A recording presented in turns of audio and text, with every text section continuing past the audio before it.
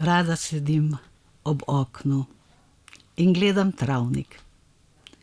Pravijo, da je bil nekoč ta prostor en sam velik travnik. Nekega dne pa so čez zarisali mejo in na njem začeli graditi mesto. Rodila sem se kmalu zatem.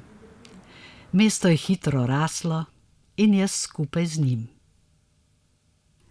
Neprestano so me selili, ker sem vsako domovanje kmalu prerasla.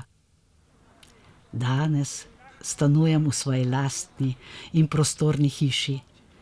In čeprav živim v centru, skozi okno gledam travnik.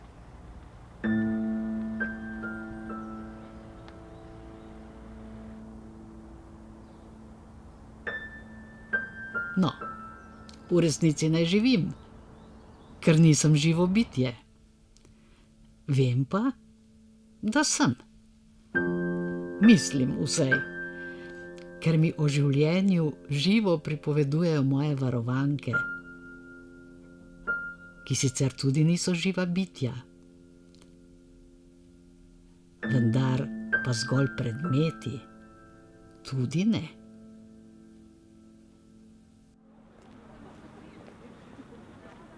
Meni pomeni knjiga eno možnost samorefleksije. Jaz mislim, da ima vsak od nas neke svoje potlačene travme, ne moramo tega zanikati, vsak jih ima. In mislim, da s pomočjo knjige, s pomočjo prebranega, te stvari lažje splavajo na površje in vidiš, da te stvari niso nujno slabe, so del tebe, so del tudi drugih. Knjiga mi pomeni kot en sopotnik v življenju, ki ga rabiš v bistvu. Če je Sartre dejal, da je pekel, da to so ljudje okoli nas, potem so knjige naš safe haven oziroma naša nebesa. Knjiga ni samo materialni nosilec teksta, ampak je sama po sebi kot objekt to, da jo držiš v rokah. Kje si izbereš, da boš bral posti na kavču, v kavarni, na trati, ob reki.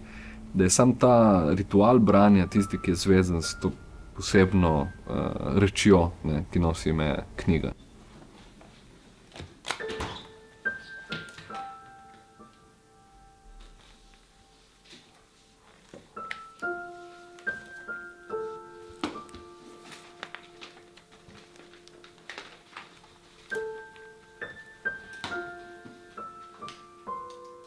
Ko smo se zaposlili v knjižnici, smo v knjižnici vsi delali vse. In tudi, če lahko povem, s temi kovčki smo tudi šli po menzah. Na Gospelu so tudi mislili, da smo begunke, ker smo prišli s tem kovčkom času malce. In tako, ko smo se vračali domov, je dišalo po joti, po holažu, po vsej hrani, ki so jo tam kuhali, so dišale te knjige.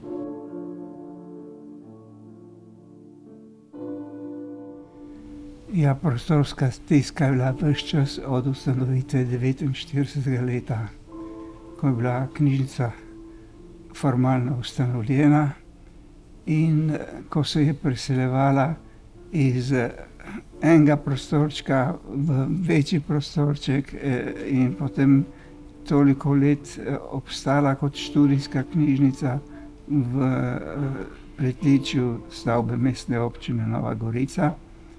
Pa vse do 84. leta, ko je bil dodeljen knjižnici sorazmerno ugoden prostor v eni izmed Gradnikovih garaž. Smo poznali skoraj vsakega bralca. Že ko je prišel skozi vrata, si že vedel njegovo številko. Prej smo izpisovali vse ročno in tudi si bolj zapomnil, kje knjiga stoji. Ko smo dobili prvi monitor za iskanje gradiva, vem, da nisem spala celo noč. Potem smo pa to sprejeli z velikim veseljem in tudi vse deluje potem. Povpraševanje je tako naraščalo, pa izposoja je tudi tako naraščala, da je bilo zelo težko upravljati celotno dejavnost in delati normalno.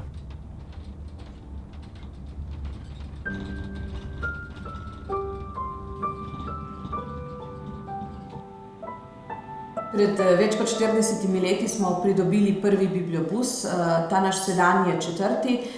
Sama sem nekaj časa delala na bibliobusu in moja izkušnja je v tem, da bibliobus je res nekoliko drugačna knjižnica. Ko priješ z bibliobusom v malo bolj odročen kraj, takrat se zaveš, kaj jim pomeni ta pisana beseda. V bistvu res takrat začutiš tisto pravo poslanstvo, ki ga knjižničarji imamo.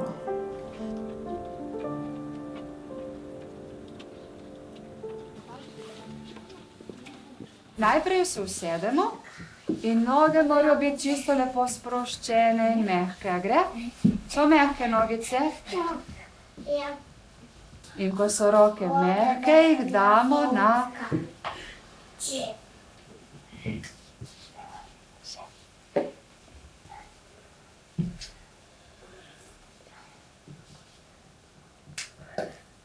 In kaj smo zdaj slišali?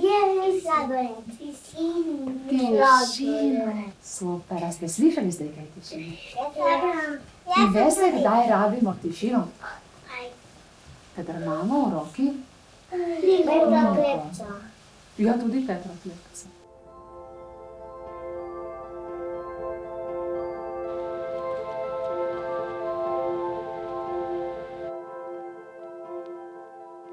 Mislim, da sem bila prvič v Goriški knjižnici v študijskem oddelku kot gimnazijka, se pravi enkrat v slavnih 60 letih. In takrat je knjižnica zame bila zakladnica, vanjo pa si vstopal samo v spremstvu knjižničarja. Brez njega ne bi ničesar našel. Druga stopnja je bila, ko sem lahko sama uporabljala vse kataloge in takrat sem se začela zavedati, da je ta zakladnica tudi labirint, ampak da jaz najdem pot skozenj. In to se mi je zdelo strašno imenitno, ker si vedno, ko si našel te stranske stesice, našel kaj nepričakovanega.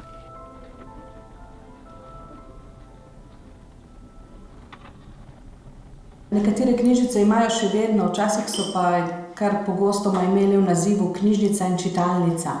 To je pomenilo, da ni samo prostor, kjer so knjige, ampak da je prostor, kjer se tudi čita oziroma počne druge stvari.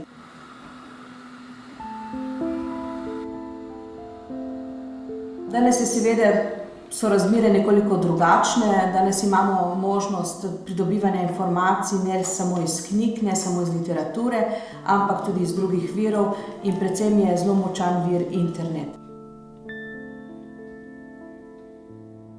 Zdaj je pa knjižnica neskončno odprt prostor.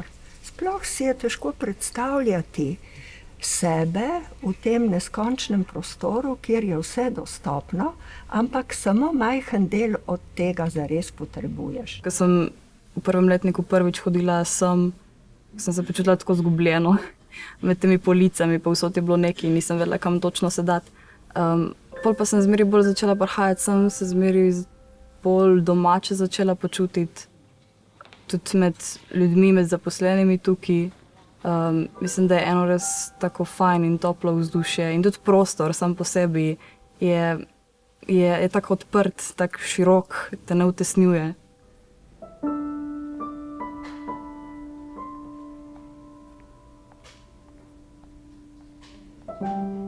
Z njeno novo postavitvijo je knjižnica dobila ogromno svetlobe.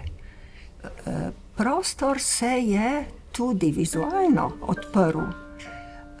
In zdaj v tej svetlobi prihaja v knjižnico tudi narava. To se mi zdi tako nepojmljivo, da tisto, kar o knjižnici slutiš, da je to nek vrt skrivnosti, začarani vrt, da mu nikoli ne boš prišel do konca, se v resnici dogaja z močjo narave, ki vstopa v ta prostor. Moram reči, da ne uspe vedno, ampak tle je res uspelo to, da se je spojilo, kako bi rekel, ta racionalna in iracionalna komponenta. S knjižnico sem hotel v bistvu povedati pravzaprav nek esej o Novi Gorici na čisto takem urbanističnem pomenu, To se pravi, razmišljal sem o načrtovani mreži mesta, o stiku mesta z naravo in podobnih rečeh. In hkrati sem imel vedno prisotno to, da knjižnica ne sme delovati opresivno, ne? Mora biti nek prostor, kjer se ljudje dobro počutijo. In moram reči, sam nisem verjel, da bo to bolj nama ratalo. In je ratalo celo boljše, kot sem upal. Skratka, to je ratalo in tak svetu, kaj sem, ko bi rekel, Bohvar domač, ne, sploh ne, ne. Prostor, ki je na nek način, bi rekel, nobel, ne, če lahko rečem to besedo, ampak ta nobel je po meri človeka, no. Skratka, knjiga v tem prostoru je nekaj, kar je pravzaprav priložnost, ne. Je nekaj, kar se tako kot knjiga sama odpira, ne, odpira k tebi in ti z njo.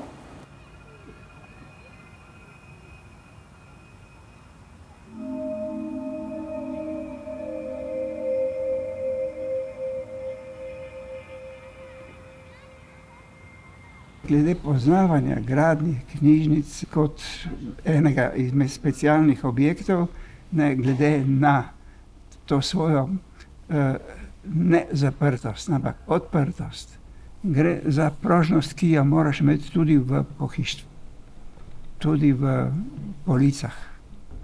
Je treba biti, kolikor se le da, nasproten temu, kot smo opazili nekje na Madžarskem, da so imeli stolice z vijaki, lepo pritrjene na tla, da se niso premaknile ne levo, ne desno. Torej, ni bilo tukaj možnost skupinskega učenja, ne, pa je bilo vse tako fiksirano, kot da gre, ne vem, za neko družbeno nespremenljivost. Ne, če smem tako reči. Ne. Knjižnica je pa prav temu namenjena, ne. Splošna izobraževalna knjižnica zlasti je namenjena demokratizaciji družbe, širjenju znanja in nikakor ne sprejemanju samo tistega, kar že imaš v glavi, ampak tudi izven tega in se s tem spoprijemati. Ne. Torej, to mora biti knjižnica.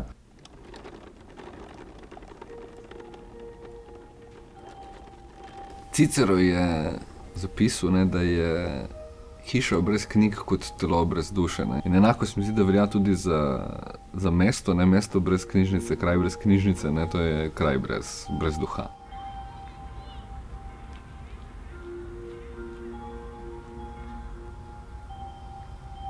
Zame obstaja knjižnica kot tretji dom. Prvi je, kjer pač živim, drugi je narava, kjer dobim hrano za cel dan, tako, šport in tako naprej. In tretji dom je moja knjižnica.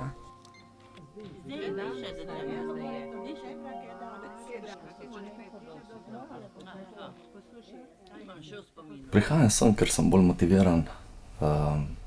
So še ostali študenti tukaj in mislim, da naredim več kot doma, tako da nimaš nekih stvari pri roki, recimo.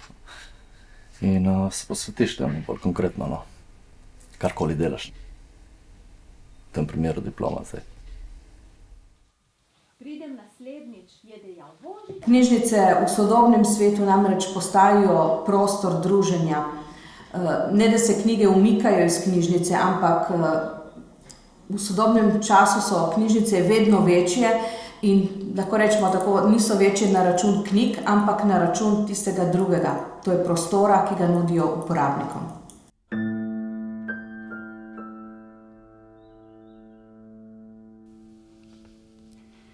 Sem prostor, kjer smo skupaj tiho. Kjer je na enem mestu vse, česar še ne veste. Pa tudi tisto, kar ste pozabili. Ker so knjige na policah žive, le redko ostajajo enake. Za vsakim stavkom ustvarjajo nov čas, ki vam ga, tako slišim, nenehno primanjkuje. Tukaj ga imamo v izobilju. Ker čas, ki ste ga prebili z dobro knjigo, nikoli ne odide. Ne glede na to, ali ste se ravno kar naučili brati, ali se vam zdi, da vas nič več ne zanima.